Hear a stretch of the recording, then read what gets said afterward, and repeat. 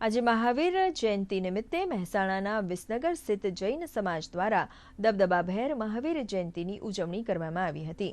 જૈન ધર્મના 24મા તીર્થંકર ભગવાન મહાવીરનો જન્મ ચૈત્ર માસના શુક્લ પક્ષની 13મી તિથિના રોજ થયો હતો.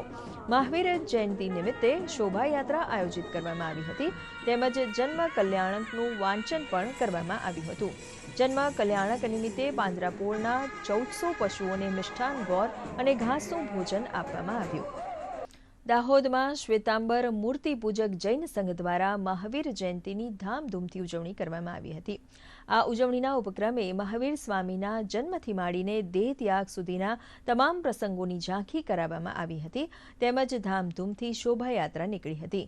શોભાયાત્રા દરમિયાન જૈન ભક્તો તરફથી ઠંડા પીણાની વ્યવસ્થા કરવામાં આવી હતી જેનો ભક્તોએ લાભ લીધો હતો.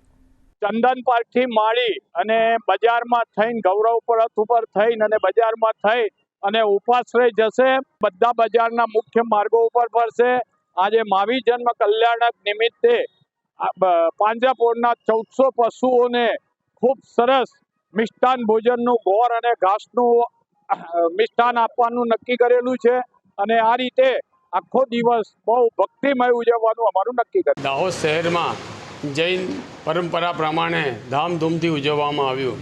તે નિમિત્તે મોટી શોભાયાત્રા નીકળી. શોભાયાત્રામાં પણ લોકોએ ધામધૂમથી ભાગ લીધો હતો અને તેમને ત્યારબાદ ભવ્ય સ્વામી વાત્સલ્યની વ્યવસ્થા કરવામાં આવી હતી અને સૌએ ઉત્સાહભેર આ સમગ્ર પ્રસંગની અંદર ધામધૂમથી ભાગ લીધો છે.